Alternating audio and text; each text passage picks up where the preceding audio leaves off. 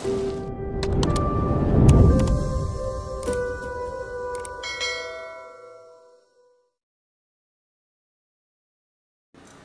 kami hormati Bapak Ibu pimpinan dan anggota Komisi 2 DPR RI, selanjutnya khusus untuk menyelesaikan tenaga honorer, perlu kita pikirkan bersama sebagai solusi alternatif penyelesaian yang komprehensif dan berkeadilan bagi tenaga honorer yang ada, maupun calon pelamar lain di luar tenaga honorer yang juga perlu diberikan kesempatan untuk berkompetensi sesuai dengan sistem merit.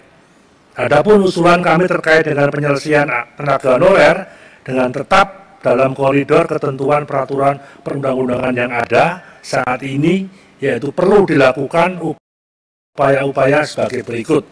1. Memberikan kesempatan bagi mereka yang memenuhi persyaratan untuk mengikuti tes CPNS sesuai dengan peraturan perundang-undangan yang ada. 2. Bagi mereka yang tidak memenuhi persyaratan mengikuti tes CPNS namun memenuhi persyaratan sebagai P3K, diberikan kesempatan mengikuti P3K.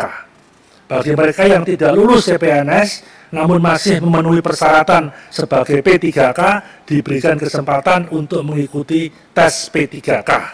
Bagi mereka yang tidak lulus tes CPNS maupun P3K, diberikan kesempatan lagi untuk bekerja sesuai dengan kebutuhan instansi pemerintahnya sesuai peraturan perundang-undangan dengan gaji yang disesuaikan dengan UMR di wilayahnya dan diberikan kesempatan sampai tahun 2023. Kemudian Kemenpan RB akan terus berkoordinasi lebih lanjut dengan Kementerian Keuangan, Kementerian Dalam Negeri, Kementerian Hukum dan HAM, dan pemerintah daerah untuk menyusun strategi menyelesaikan terhadap permasalahan tenaga honorer yang tidak lulus baik tes CPNS maupun tes P3K. Pada kesempatan ini pula perlu kami laporkan bahwa tahun 2021 ini pemerintah juga akan melakukan rekrutmen 1 juta tenaga guru. Keputusan pemerintah merekrut 1 juta tenaga guru tersebut dengan menggunakan skema pegawai pemerintah dengan perjanjian kerja atau P3K pada tahun 2021 yang merupakan upaya pendek pemerintah untuk memenuhi tenaga pendidik.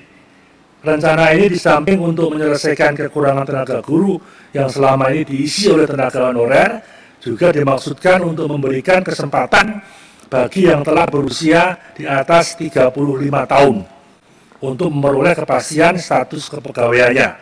Rencana ini sudah dikaji sejak awal tahun 2020 bersama Kementerian Pendidikan dan Kebudayaan, Kementerian Keuangan, Kementerian Dalam Negeri, dan Badan Kepegawaian Negara. Yang kami hormati Bapak Ibu pimpinan dan anggota Komisi 2 DPR RI. Demikian beberapa pendapat yang dapat kami sampaikan, dan atas nama pemerintah sekali lagi kami menyampaikan ucapan terima kasih yang sangat besar kepada pimpinan dan Bapak Ibu anggota Komisi 2 atas segala perhatian terhadap tata kelola ASN selama ini, di mana harapan kami tentunya pemerintah dan DPR RI akan siap bekerja bersama-sama memberikan dan mendapatkan solusi yang terbaik dalam rangka membangun ASN yang profesional, yang berintegritas dalam rangka pelaksanaan pemerintahan, pembangunan, dan layanan publik. Sehingga ini bagian juga daripada reformasi birokrasi dalam upaya untuk konsolidasi peningkatan kualitas sumber daya manusia dan konsolidasi penyederhanaan birokrasi yang mana memperbesar, memberikan kewenangan leadernya kepada eselon 1 dan eselon 2 dan memangkas jabatan-jabatan struktural eselon 3, 4, 5 menjadi jabatan